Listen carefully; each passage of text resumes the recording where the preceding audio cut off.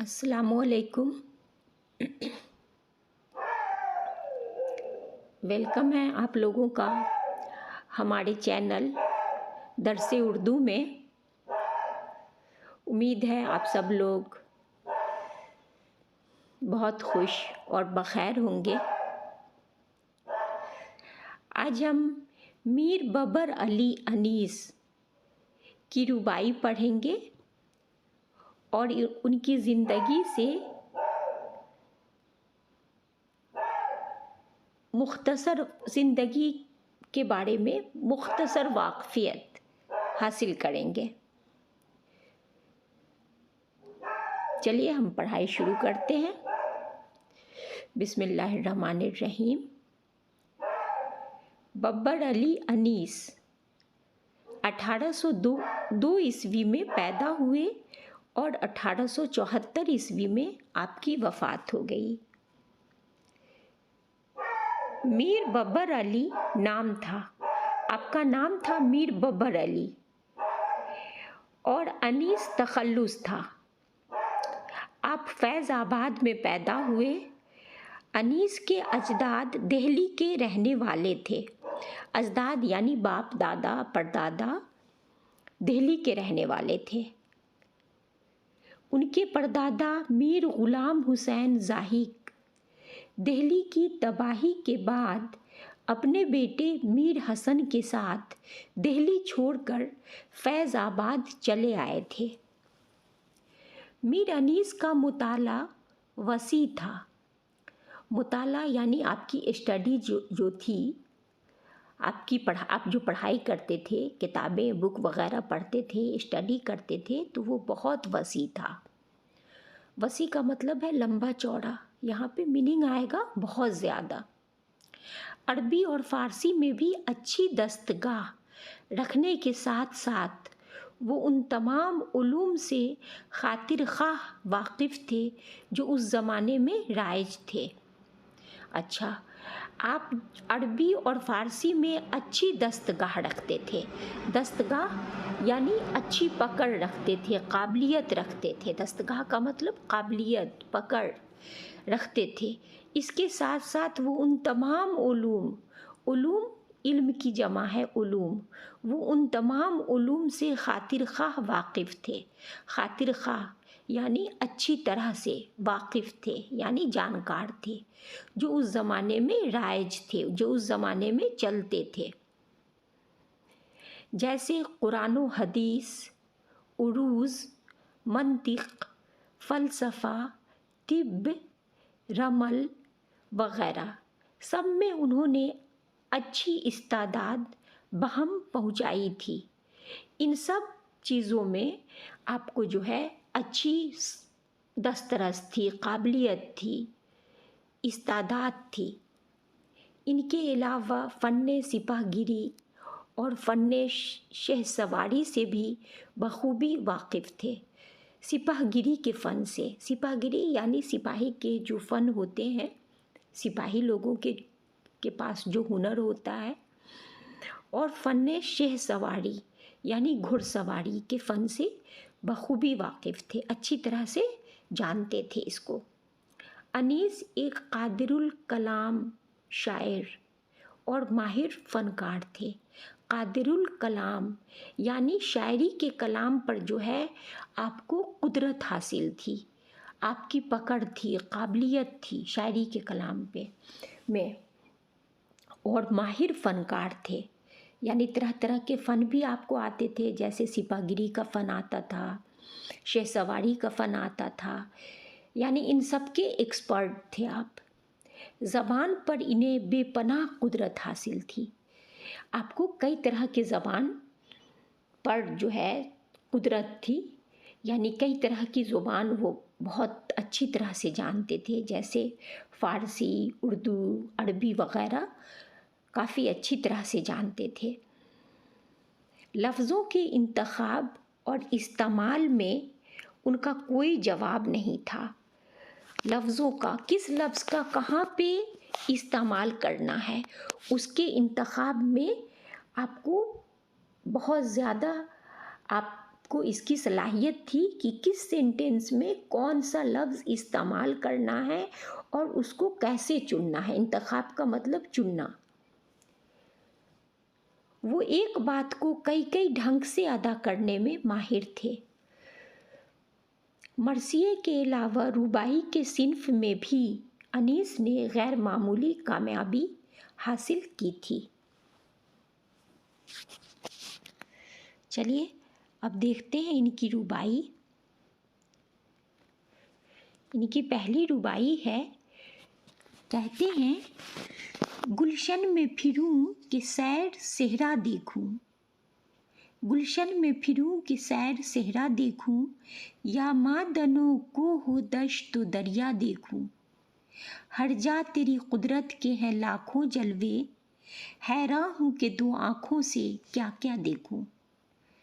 अच्छा, शायर इसमें कह रहे हैं कि मैं जब दुनिया में देख रहा हूँ, दुनिया को देखता हूँ तो मैं परेशान और हैरान हूँ कि मैं दुनिया में कितने सारे कुदरत ने यानी अल्लाह ताला ने क्या क्या चीज़ें पैदा किए हैं, उन सब को देख करके मैं हैरान हूँ कि मैं किन किन चीज़ों को देखूं। यानी गुलशन को देखूं तो गुलशन की, गुलशन यानी बाग, बागों की एक अलग खूबसूरती है, उसको देखते देखते दिल नहीं भरता है। कि मैं सेहरा को देखूं, जंगल को, जंगल, इतने बड़े बड़े जंगल, बड़े बड़े जंगलों में बड़े बड़े दरख्त और तरह तरह के दरख्त, उनको देखते देखते जो है जी नहीं भरता है। और ना उनको हम देख सकते हैं पूरा कि कैसे कैसे सेहरा में जंगल हैं और क्या क्या चीज़ें हैं। या फिर कह रहे हैं कि मादनों को हो दश्त तो दरिया देखूं। मादन कहते हैं कान को, जहाँ से ज़मीन से जो चीज़ें निकलती हैं, जैसे सोना, चांदी, मादनियात, तरह तरह की मादनियात, पेट्रोल, तेल, मिट्टी तेल, कोयला, ये सारी चीज़ें जो है कानों से जो निकलती हैं, वो मादन का मतलब है कान। तो इन कान से तरह तरह की चीज़ें निकलती हैं। और कोह का मतलब है पहाड़, दश्त का मतलब है जंगल।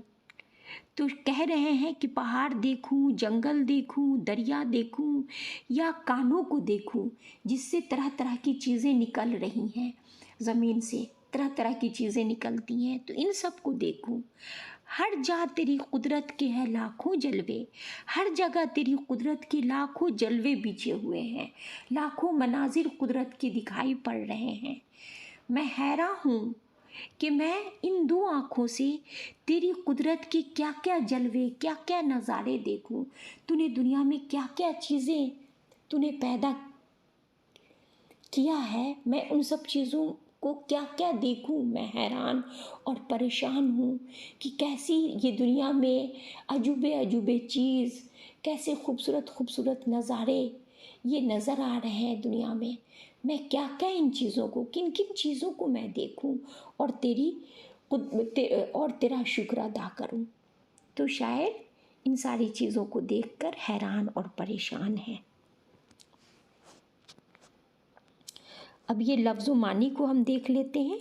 मादन, जैसे मादन का मतलब हमने बताया कान, जहाँ से मादनियात निकलती हैं, जैसे बहुत सारी चीज़ें निकलती हैं, कोयला निकलता है, पेट्रोल निकलता है, तेल निकलता है, इन सब चीज़ों से, तो उसे कान बोलते हैं।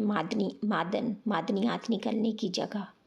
कोह, कोह का मतलब है पहाड़, दहशत का मतलब है जंगल, जा का मतलब है जगह।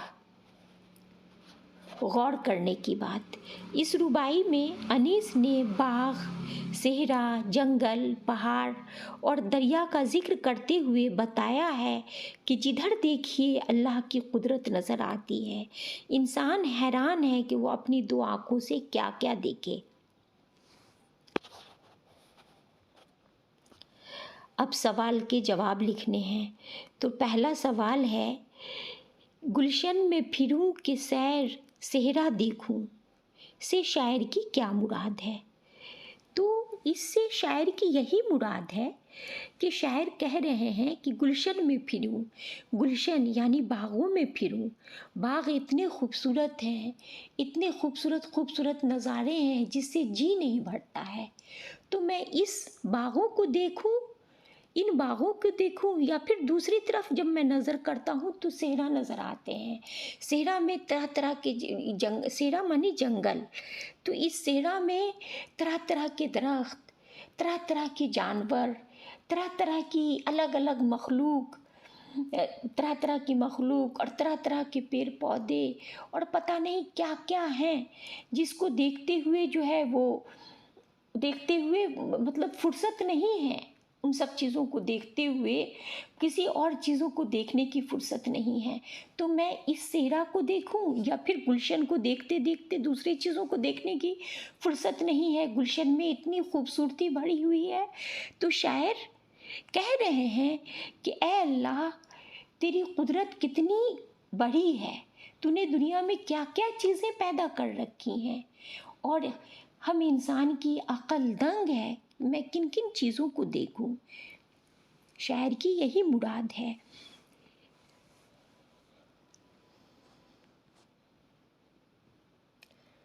अब है दूसरा सवाल है कि कुदरत के जलवों की कसरत ने शायर पर क्या असर डाला है। कसरत, कसरत का मतलब है ज़्यादती। तो कुदरत के जलवों यानी कुदरत के मंजर जो है कुदरत के, इनकी जो ज़्यादती है, इसको देख कर के शायर के दिल पर क्या असर पड़ा है।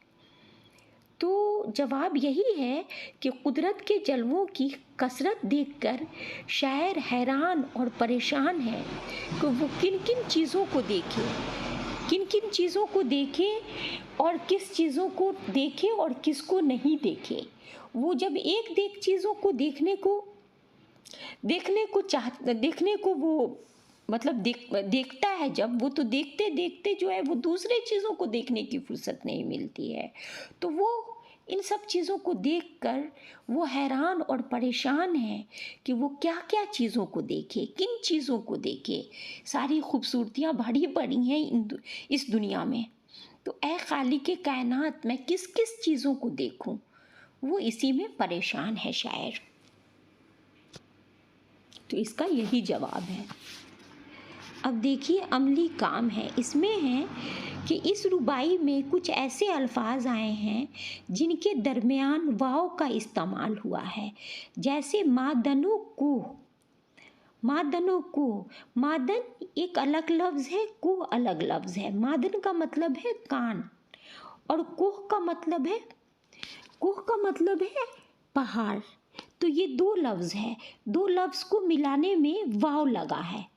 मादनो कुह वाव लगा है, आप देख रहे हैं। तो ये जो वाव है, दो लफ्ज़ों को इस तरह मिलाने वाले हर्फ वाव को हर्फ़े अत्फ़ कहते हैं। हर्फ़े अत्फ़ एग्ज़ाम में आ सकता है कि हर्फ़े अत्फ़ किसे कहते हैं।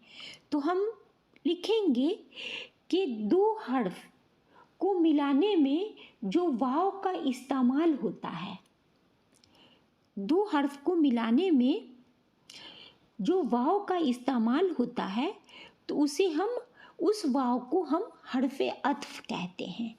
तो अब इसमें कहा गया है कि आप ऐसी 5 और तराकीब लिखिए जिसमें हर्फ़े अत्फ़ का इस्तेमाल किया गया हो। तो इसमें देखिए मादनो कुह तो है, इसमें दश्तो दरिया है, दश्तो दरिया है, मादनो कुह और दश्तो दरिया, इसमें दो चीज़ें हैं। इस तरह से और भी हम बहुत सारे चीज़ों में हम वाव लगा करके हम दो लफ्ज़ को में वाव लगा के हर्फ़े अत्फ़ लगा सकते हैं और हम बना सकते हैं।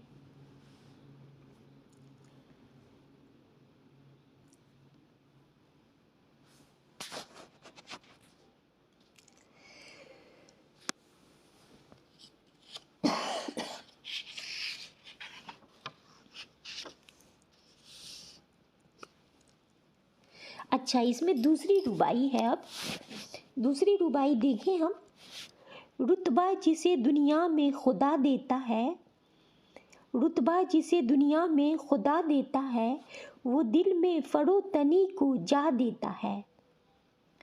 کرتے ہیں تہی مغز ثنا آپ اپنی، جو ظرف کے خالی ہے صدا دیتا ہے۔ واہ، بہت ہی اچھا، بہت ہی بہترین ربائی ہے یہ۔ شاعر کہہ رہے ہیں کہ جسے دنیا میں، جن لوگوں کو دنیا میں اللہ تعالیٰ بڑا رتبہ دیتا ہے، یعنی عہدہ دیتا ہے، مرتبہ دیتا ہے، عزت وقار دیتا ہے، وہ آدمی اپنے دل میں فروتنی کو جا دیتا ہے۔ فروتنی کا مطلب ہے عاجزی و انکساری، عاجزی و انکساری۔ جس آدمی کے اندر صحیح معنی میں بہت ساری خوبیاں ہوتی ہیں، جس آدمی کے اندر بہت ساری خوبیاں ہوتی ہیں، علم کے ذریعے بہت بڑا عالم ہوتا ہے، قابلیت اس کے اندر بہت ہوتی ہے، اور جس کی وجہ سے اللہ تعالیٰ اسے عزت سے نوازتا ہے، تو ایسے آدمی کے دل میں جو ہے وہ عاجزی و انکساری آ جاتی ہے۔ جیسے کہتے ہیں نا کہ پھلا ہوا درخت جو ہوتا ہے وہ ہمیشہ جھکا ہوا رہتا ہے، اور جس درخت میں کوئی پھل نہیں ہوتا ہے وہ بالکل کھڑا ہوتا ہے، سیدھا ہوتا ہے، لیکن جس میں پھل ہوتا ہے وہ درخت جھک جاتا ہے۔ تو اسی طرح جس آدمی کے اندر صحیح میں خوبیاں ہوتی ہیں، صحیح میں اس آدمی کے اندر کچھ قابلیت ہوتی ہے، تو وہ آدمی جھکا ہوا ہوتا ہے، عاجزی و انکساری اس کے اندر ہوتی ہے۔ اس کے بعد شاعر کہتے ہیں کرتے ہیں تہی مغز ثنا آپ اپنی۔ تہی مغز کا مطلب ہوتا ہے جو دماغ کے کم ہوتے ہیں، احمق لوگ ہوتے ہیں، وہ اپنی ثنا کرتے ہیں۔ ثنا کا مطلب ہے تعریف، وہ خود اپنی ثنا کرتے ہیں۔ بہت لوگ اپنی تعریف کرتے ہوئے نظر آتے ہیں، ہم لوگ دیکھتے ہیں کہ بہت لوگ اپنی تعریف کرتے رہتے ہیں۔ تو شاعر کہتے ہیں کہ ایسے لوگ جو ہیں وہ اس برتن کی طرح ہیں جو خالی برتن ہوتا ہے اور وہ بہت زیادہ آواز کرتا ہے، بہت زیادہ، اگر ذرا سا گر جائے برتن، خالی برتن، تو اس کی بہت زیادہ آواز ہوتی ہے، لیکن اگر برتن میں کوئی سامان رکھا ہوا ہو تو اس برتن میں آواز کم ہوتی ہے۔ تو وہی شاعر کہہ رہے ہیں کہ کرتے ہیں تہی مغز ثنا آپ اپنی، جو ظرف کے خالی ہے صدا دیتا ہے۔ تہی مغز جو دماغ کے کم ہوتے ہیں، خالی ہوتے ہیں، وہ اپنی ثنا کرتے ہیں، وہ اپنی تعریف کرتے ہیں۔ جو ظرف، ظرف منے برتن، جو ظرف کے خالی ہے صدا دیتا ہے۔ جو ظرف خالی ہوتا ہے، جو برتن خالی ہوتا ہے، وہ بہت زیادہ آواز کرتا ہے۔ بہت بہترین ربائی ہے ببر علی انیس کی۔ اب اس میں ہم دیکھیں لفظ و معنی۔ رتبہ، رتبہ کا مطلب ہے درجہ۔ فروتنی، فروتنی کا مطلب ہے عاجزی، انکساری، اپنے کو جھکا لینا، یعنی اپنے کو بڑا نہیں سمجھنا، کمتر سمجھنا۔ تہی مغز خالی دماغ، احمق، بے وقوف۔ ثنا، ثنا کا مطلب ہے تعریف۔ ظرف برتن، صدا آواز۔ غور کرنے کی بات ہے اس میں۔ دنیا میں انسان فطرتاً کئی طرح کے ہوتے ہیں۔ کچھ ایسے ہوتے ہیں جو بڑے اور اچھے کام کرنے کے بعد اپنی تعریف بیان کرنا پسند نہیں کرتے، یعنی اچھے کام کرتے ہیں لیکن اپنی تعریف بیان کرنا پسند نہیں کرتے۔ ایسے لوگ بہت اعلیٰ ظرف کے ہوتے ہیں، یعنی ان کا ظرف جو ہوتا ہے وہ بہت اعلیٰ ہوتا ہے۔ لیکن کچھ لوگ ایسے بھی ہوتے ہیں جو ذرا سا کام کرنے کے بعد اپنی تعریف بیان کرتے ہوئے نہیں تھکتے۔ وہ یہ خواہش کرتے ہیں کہ دوسرے بھی ان کے کام کو سراہیں، یعنی تعریف کریں۔ ایسے لوگ کم ظرف کہلاتے ہیں۔ ان کی مثال بالکل اس خالی برتن کی ہے جو ذرا سی ٹھیس لگتے ہی بج اٹھتا ہے۔ اب سوالوں کے جواب لکھیے۔ دل میں پہلا سوال ہے، دل میں فروتنی کو جان دینے سے شاعر کی کیا مراد ہے؟ تو فروتنی کا مطلب ہے عاجزی و انکساری۔ تو شاعر کی مراد اس سے یہی ہے کہ جو لوگ واقعی بڑے ہوتے ہیں وہ اپنے دل میں عاجزی و انکساری کو جگہ دیتے ہیں، وہ جھکے ہوئے ہوتے ہیں، وہ اپنے آپ کو بہت اعلیٰ بہت بڑھتر نہیں سمجھتے ہیں، بلکہ وہ لوگوں سے جھک کر ملتے ہیں۔ شاعر کی یہی مراد ہے۔ شاعر خالی ظرف کی صدا سے کیا سمجھانا چاہتا ہے؟ جواب ہے کہ شاعر خالی ظرف کی صدا سے ہمیں یہ سمجھانا چاہتا ہے کہ جیسے خالی برتن سے بہت آواز ہوتی ہے، اسی طرح جن لوگوں کے اندر کچھ نہیں ہوتا ہے، کوئی قابلیت، کوئی صلاحیت، کوئی ہنر نہیں ہوتا ہے، ان لوگوں کے پاس اگر ذرا سی کوئی صلاحیت یا تھوڑی سی کسی چیز میں کی قابلیت اگر آ جاتی ہے، تھوڑی سی ہلکی سی، تو وہ بہت زیادہ اپنے آپ کو بڑا اور برتر سمجھنے لگتے ہیں، دوسروں کے پاس ہر وقت اپنی تعریف کرنے لگتے ہیں۔ تو ایسے لوگوں کی مثال خالی ظرف کی سی ہے۔ خالی ظرف جیسے خالی ظرف ہمیشہ آواز دیتا ہے، اسی طرح سے یہ لوگ جو ہے ہمیشہ اپنی تعریف بیان کرتے رہتے ہیں۔ اب شاعر عملی کام میں کہہ رہے ہیں کہ اس رباعی کو زبانی یاد کیجیے۔ تو اب یہ ہمارا لیسن ختم ہو گیا۔ یہ 2 رباعی تھی میر ببر علی انیس کی، دونوں بہت ہی بہترین تھی۔ انشاءاللہ تعالیٰ آپ لوگوں کو بھی بہت ہی اچھی لگی ہوگی اور آپ لوگ اچھے طریقے سے اس کے سوال جواب بھی آپ لوگ سمجھ گئے ہوں گے اور رباعی کو بھی سمجھے ہوں گے۔ ٹھیک ہے، اگر آپ لوگوں کو اچھی لگی ہو تو اس ویڈیو کو لائک کیجیے گا اور اپنے دوستوں کو بھی شیئر کیجیے گا انشاءاللہ تعالیٰ۔ اللہ حافظ۔